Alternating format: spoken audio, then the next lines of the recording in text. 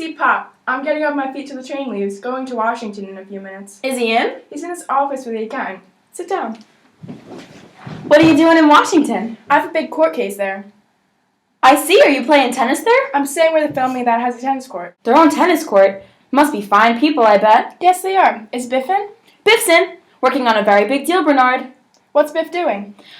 He's been working out in the West, but he decided to establish himself here. Doing very big things, Bernard. We're having dinner later. Did I hear your wife had a boy? Yes, our second.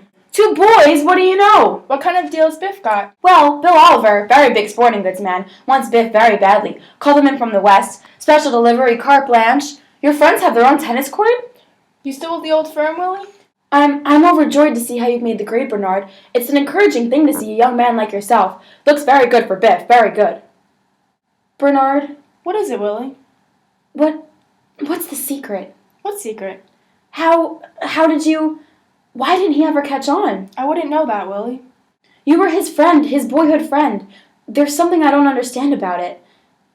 After the Ebbets game, his life just ended. Nothing good ever happened to him after the age of 17. He never trained himself for anything. But he did. After high school, he took so many correspondence courses, radio mechanics, television, and none of it ever made the slightest remark. Willie, do you want to talk candidly? I regard you as a very brilliant man, Bernard. I value your advice. Oh, hell with the advice, Willie. I couldn't advise you. There's just one thing I've always wanted to ask you.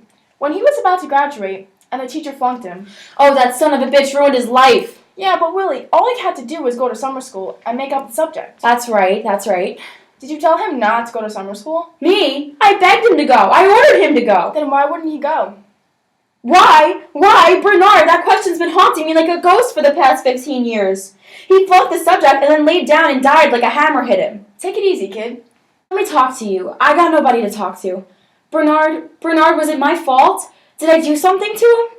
I got nothing to give him. Don't take it so hard. Why did he lay down? What's the story there? You were his friend. Willie, I remember. It was June and our grades just came out. He'd found out he flunked math. That son of a bitch! No, it wasn't right then. Biff just got very angry, but he was ready to enroll in summer school. He was? He wasn't beaten by it at all. But then, Willie, he disappeared from the block for almost a month. And I had the idea that he came to visit you in New England. Did he have a talk with you then? Willie? Yeah, he came to Boston. What about it? Well, it's just that when he came back, I'll never forget this. It always mystifies me, because I thought well of Biff, even though he took advantage of me. I loved him, Willie, you know? And he came back after a month and took his sneakers. Remember those sneakers with the University of Virginia written on them? He wore them every day. He took them and brought them down to the cellar and burned them in the furnace. We had a fist fight. It lasted about a half an hour. Just the two of us punching and crying down in the cellar. I've often thought about how strange it was that I knew he'd given up on his life. What happened in Boston, Willie? I just bring it up because you asked me. Nothing. What do you mean, what happened? What's that got to do with anything? Well, don't get sore. What are you trying to do? Blame it on me? If a boy lays down, is that my fault? Now, Willie, don't get... Well, don't talk to me that way. What does that mean, what happened? You're gonna miss that train of yours. Yeah, I'm going. Thanks, Pop. And Willie, don't worry about it. If at first you don't succeed. Yes, I believe in that. But sometimes, Willie, it's better to just walk away. Walk away? That's right. What if you can't walk away? I guess that's when it's tough. Goodbye, boy. Goodbye, Willie. Hey, look at this kid. He's gonna argue a court case in the Supreme Court. Pop! No, the Supreme Court? And he didn't even mention it. Gotta go. Bye, Dad. Knock him dead, Bernard. Wow, the Supreme Court. And he didn't even mention it. You don't have to. He's gonna do it. Wow, and you never told him what to do, did you? You never took any interest in him. My salvation is that I never took any interest in anything. Here's some money. Take $50. Charlie, look, I've got insurance to pay. If you can manage it, I need $110. Draw it from my bank, but Linda would know, and I... Sit down, Lily.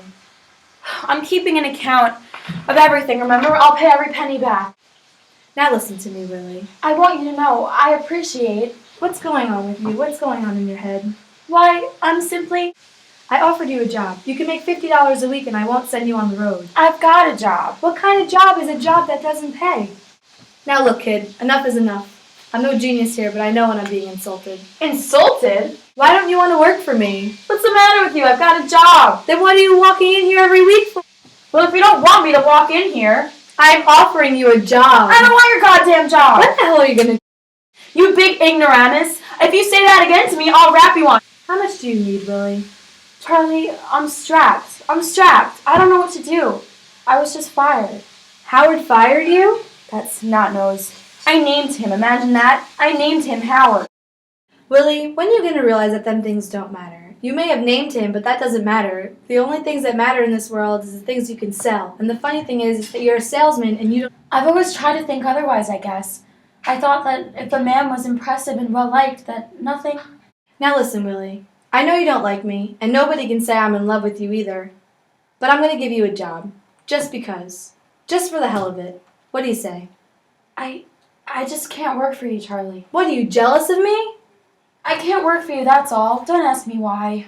You've been jealous of me your whole life. You damned fool. Here, pay your insurance money. I'm keeping strict accounts. I've got some work to do. Take care of yourself. Pay the insurance. Funny, you know? After all the highways and the trains and the appointments and the years, you end up worth more dead than alive. Willie, nobody's worth nothing dead. Did you hear me? Willie? Apologize to Bernard for me when you see him. I didn't mean to argue with him. He's a fine boy. They're all fine boys. One day, they're going to make it big. They'll play tennis together. Wish me luck, Charlie. He saw Bill Oliver today. Good luck. Charlie, you're the only friend I've got. Isn't that a remarkable thing? Jesus.